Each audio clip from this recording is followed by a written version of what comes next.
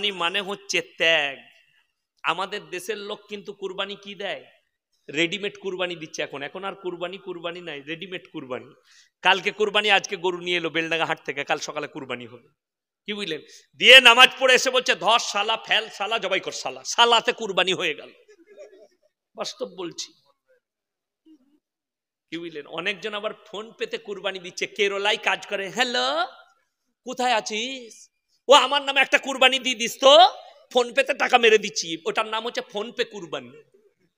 কি বুঝলেন? ফোন পেতে টাকা দিয়ে দিচ্ছি। ঠিক আছে, তুমি কুরবানি দিবে, ফোন পেতে টাকা পাঠাও, কিন্তু তোমাকে আগে পরামর্শ নিতে হবে উলামার সঙ্গে। শুনেলেন, যারা জীবনে গরুর মাংস খান না, যারা ছাগলের মাংস খান না, নিজের কুরবানি যখন দিবেন, কুরবানির এক পিস মাংস খাওয়াও সুন্নত। খাবেন? জোরে বলুন ইনশাআল্লাহ। আমাদের দেশের লোক শুনেলেন, কুরবানি মানে হচ্ছে ত্যাগ। আগেকার যারা আমার বাপ দাদরা আছেন, আমাদের চাচার বয়সী যারা আছেন, আমার যারা 50 বছর পেরিয়ে গেছে, তারা ইমানদারির সঙ্গে বলবেন, সেই যুগে বাড়িতে গাই পালতো আমাদের বাপ চাচারা, ঠিক কিনা? গরু পালতো, 1 বছর 2 বছর পালতো। এটা কুরবানি দেবো 1 বছর আগে কিনে রেখে দিত।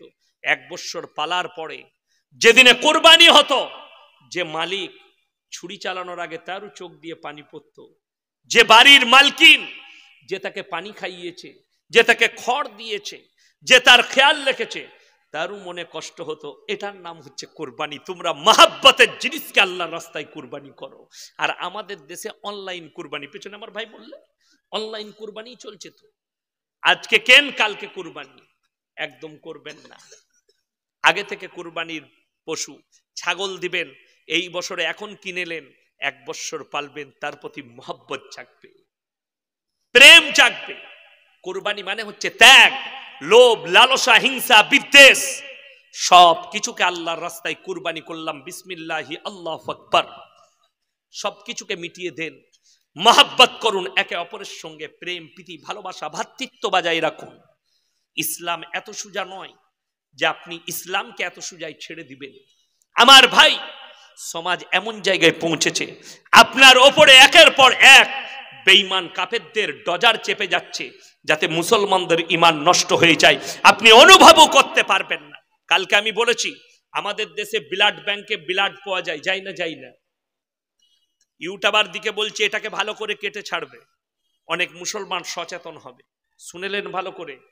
ব্লাড ব্যাংক যেমন আছে, দুধেরও ব্যাংক আছে। শুনেননি আপনারা?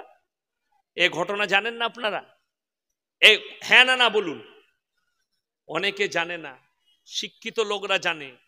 দুধ ব্যাংকও আছে। অনেক মায়েরা তাদের স্তনের দুধ বেশি হলে সেই দুধটা ব্লাড ব্যাংকে দান করে। ব্লাড ব্যাংক বলছি, দুধ ব্যাংকে দান করে, সেখানে স্টক রাখা হয়। কোনো বাচ্চা যদি মায়ের দুধ না পায়, তাদেরকে দুধ পান করানো হয়। প্রথমে ব্লাডটা বলে নি, আমাদের দেশে রক্তদান শিবির হয়, হয় না? হয় না? হয়। রক্তদান শিবির, এটার দ্বারা কিরকম ক্ষতি বলে দিই। অনেকজন বলবে ইয়াসিন তোর মতো মৌলবীরা করছে। কোন মৌলবী করছে তাকে জিজ্ঞেস করো। আমি ইয়াসিন বলে যাচ্ছি, আপনি যখন ব্লাড ব্যাংকে রক্ত নিতে যাবেন, হয় মাতালের পাবেন, নাহলে সুদখোরের পাবেন, নাহলে গাঁজাখোরের পাবেন, নাহলে হিরোইন টাননেওয়ালার পাবেন। বুঝতে পেরেছেন না পারেননি? কে বললে? তাইলে একটা লোক যদি পাড়ার মোড়ে যাই রক্ত দিতে পারে, কে বললো দিতে পাবে না? ইনার শরীর অসুস্থ, আমাকে ফোন করলে, ইয়াসিন ভাই আমার রক্তের প্রয়োজন, আমি নাকি ডাইরেক্ট রক্ত দেব। কার রক্ত পেল? মাতালের তো। আমি মাতাল? ভালো লোকের রক্ত পেল।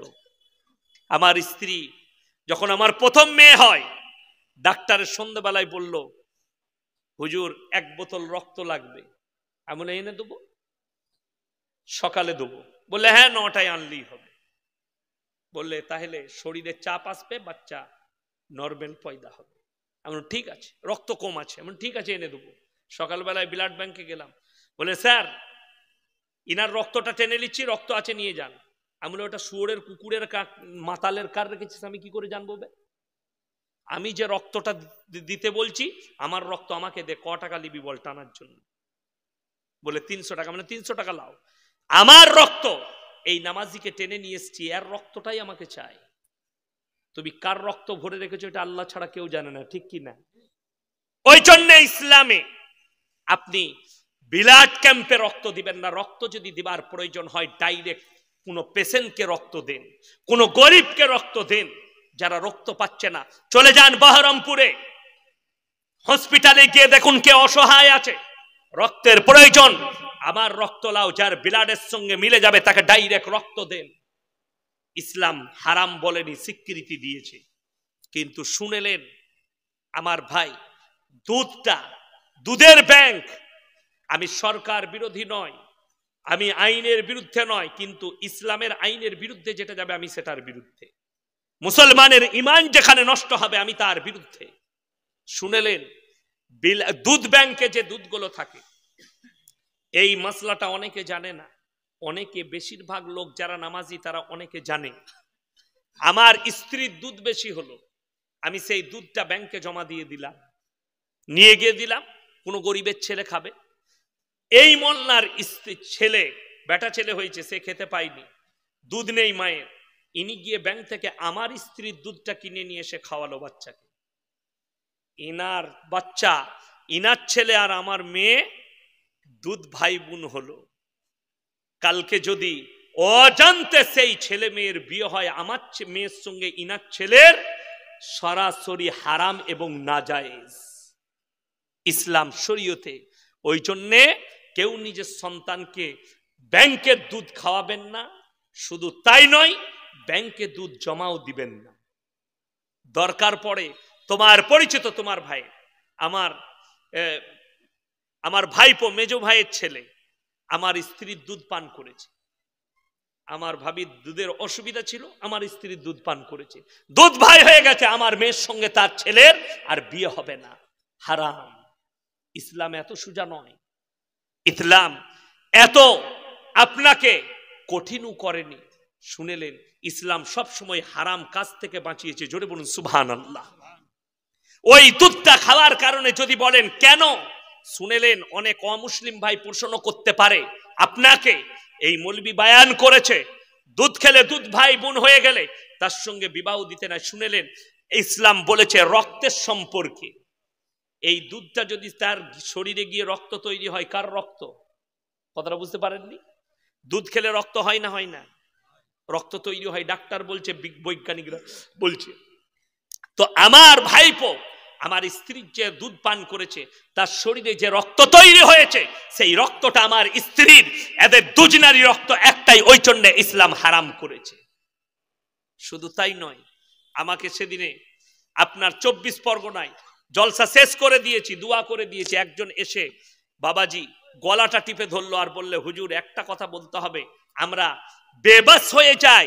কোথায়? বাজারে ঘাটে। অনেক একজন হিন্দু ভাই প্রশ্ন করেছে মুসলমানদের জন্য মরা প্রাণী খাওয়া হারাম না হালাল? বাবা কথা বলে না, হারাম। কেন হারাম? আমার ভাই, আল্লাহ তাআলা কোরআনে বলেছেন ইন্নামা হাররামা আলাইকুমুল মাইতাতা ওয়াদ-দামা ওয়া লাহমাল খিনজির ওয়া মা উহিল্লা বিহি লিগাইরিল্লাহ, তোমাদের জন্য প্রবাহিত রক্ত, মরা জন্তুর মাংস, শুয়োরের মাংস, আল্লাহ ব্যতীত অপরের নামে উৎসর্গিত জিনিস তোমাদের জন্য হারাম করা হয়েছে। তাহলে মুসলমানরা মাছটা কি করে খেতে পায়? মরা মাছ, সেটা মারা যায়, সেটাকে কিনে খায়। কিন্তু শুনেলেন কোরআনে মরা প্রাণী সেটাকে হারাম করেছে যার শরীরের মধ্যে প্রবাহিত রক্ত আছে। প্রবাহিত রক্ত হারাম। আর মাছের শরীরে প্রবাহিত রক্ত নাই, মাছের শরীরের রক্তটা তার ব্রেনে এক জায়গায় স্টপ থাকে, তার শরীরে প্রবাহিত নয়, মাছের রক্ত প্রবাহিত নয়, তার জন্য মাছটা হালাল। আল্লাহ কোরআনে প্রবাহিত রক্ত বলেছেন। আর এই জন্য হারাম যে প্রাণীটার শরীরে প্রবাহিত রক্ত আছে, সে মরে যাওয়ার পরে তার রক্ত নিজের জায়গায় স্টপ হয়ে দাঁড়িয়ে যায়। এটা জানেন না? জানেন না? গরুটা মরে যাওয়ার পরে খালি পরীক্ষা করবেন আমার কথাটা। আপনার বাড়িতে যদি ছাগল মারা যায় পরীক্ষা করবেন, ছুরি করে গলাটা জবাই করবেন, এক ফোঁটা রক্ত বেরোবেন, রক্ত নিজের জায়গায় দাঁড়িয়ে যাবে। এই জন্য হারাম মরা প্রাণী। কিন্তু যার শরীরে প্রবাহিত রক্ত নাই সেটা মরে যাওয়ার পরেও আমার আল্লাহ হালাল করেছে, জোরে বলুন সুবহানাল্লাহ। নবীজি বলেছেন মাছ এই জন্য হালাল যেহেতু তার শরীরে আল্লাহ প্রবাহিত রক্ত দেয়নি।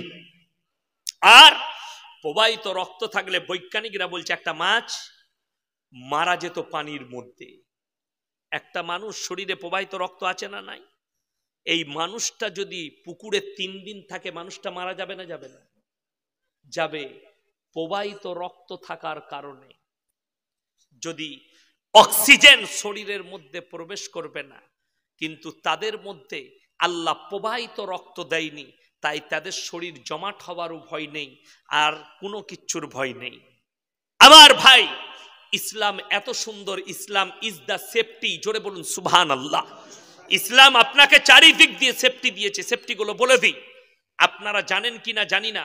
মাঝে মাঝে পেপারগুলো পড়বেন আমার মুসলমান ভাই, মাঝে মাঝে মোবাইল খুলবেন, খবরগুলো দেখবেন আপনার বিরুদ্ধে পৃথিবীতে কে কি ষড়যন্ত্র চালাচ্ছে। আমি জলসা শেষ করে গাড়িতে যেতে যেতে আমার মোবাইলে খবরের চ্যানেল লোড করা আছে, আমি খবর দেখতে দেখতে চাই আপনার বিরুদ্ধে কে কি ষড়যন্ত্র করছে, মুসলমানের ইমানকে কে নষ্ট করতে চাইছে। আপনি অবাক হবেন। আপনাদের ইমানগুলো যারা শিক্ষিত লোক আছে তারা ভালো করে পরীক্ষা করবেন। আজকে বর্তমানে, আগেকার মানুষরা সকালবেলায় উঠে কি খেত বাবা? মুড়ি। মুড়ি খেত না? খেত না? মুড়ি, চা, রুটি, চা খেত। রুটি চা মনে আছে? চা দিয়ে রুটি, হাতে বেলা রুটি চা দিয়ে আমরা খেয়েছি। সকালবেলায় দেখবেন ভেতরে চিনি ভরে লেপটিয়ে রুটি খেতাম। স্কুলে যখন যেতাম মারা টিফিন দিত, মুড়ি আর চিনি ভরে দিত মুড়ির সাথে, স্কুলে খেতাম। কেউ ভিজিয়ে খেত, কেউ শুকনো খেত। আর এখন স্ট্যান্ডার্ডি যুগ এসছে, বললে ছেলেকে দামি বিস্কুট দে, দোকান থেকে কিনছে 5 স্টার চকলেট, ডেয়ারি মিল্ক। আপনার ছেলেকে কিনে দিচ্ছেন কিটক্যাট, আপনার ছেলেকে কিনে দিচ্ছেন ওরিও বিস্কুট। ওরিও বলে একটা বিস্কুট আছে, আমি বলিনি। সব থেকে প্রথমে সম্প্রচার করেছে কলম পত্রিকা। আমার কাছে পেপারটা রাখা আছে, তারা লিখেছে এই বিস্কুটের মধ্যে শুয়োরের মাংস লাগানো আছে, শুয়োরের চর্বি। জোরে বলুন নাউজুবিল্লাহ। আপনি আপনার সন্তানকে কি খাওয়াচ্ছেন? যদি বলেন হুজুর কি খাবো, আপনি যদি খেতে চান ন্যাচারালি যেগুলো বেকারিতে যে বিস্কুটগুলো তৈরি হচ্ছে ওগুলো খান, যার মধ্যে কোনো রকমের আমুল সুপার নাই, শুধুমাত্র তেল দিয়ে তৈরি করছে, সাদা তেল, সরষের তেল, বিভিন্ন রকম পাম তেল দিয়ে করছে, যার মধ্যে আমুল সুপার নাই। আমুল সুপার দুটো ছিল আর এখনো আছে, একটা হচ্ছে গ্রিন অ্যানিমেল, সেটা হচ্ছে রেড চিহ্ন। অ্যানিমেল মানে হচ্ছে যে কোনো প্রাণীর চর্বি দিয়ে তৈরি। আর একটা হচ্ছে আপনার ভেজিটেবল, মানে যে কোনো সবজির দুধ থেকে, ধানের দুধ, গমের দুধ, ঘাসের দুধ থেকে একটা তৈরি হয়। তার নিচে লেখা থাকতো ভেজিটেবল আর একটার নাম লেখা থাকতো অ্যানিমেল। এখন কিন্তু বেঈমান কাফেররা দেখলে মুসলমানদের মৌলবীরা ফতোয়া দিচ্ছে যে তোমাদের জন্য রেড চিহ্ন খাওয়া যাবে না, ওই জন্য দেখবেন বাজারে কিনে 100টা চকলেট কিনবেন 100টাতেই গ্রিন চিহ্ন করে দিয়েছে, যেন এরা বুঝতে না পারে আপনি কি খাচ্ছেন, আপনি অনুভব করতে পারবেন না আপনি রাস্তায় কি খাচ্ছেন। এখন বলে দিই, কালকেই আমার কাছে একটা ফোন এসছে, আমি বয়ান করে দিয়েছি, কালকে পেয়ে যাবেন ফেসবুকে, ইউটিউবে। আজকে আবার আমি সাবধান করে যাচ্ছি, আমাদের দেশে বাজারে ঘাটে মুরগি বিক্রি হচ্ছে না, হয়নি? পোল্ট্রি মুরগি আপনারা কিনে খান না? খান না? মাংস খান। শুনেলেন এরপরে, যে মুরগির দোকানি সে যদি মুসলিম হয় আর সে যদি জব করার পরে রক্তটা ঘাটটা টিপে ধরে রাখে গলাটা, রক্ত যদি পড়তে না দেয়, সেই মাংসটা খাওয়া হারাম, তার দোকানে মাংস কিনবেন না। আমার ভাই শুনেন, আপনি যদি, যেমন আমাদের দেশে দেখবেন প্রায় দোকানে মেশিন উঠেছে, মেশিন উঠেনি? এই মেশিনে কিন্তু মুরগিটা ছিলা হচ্ছে।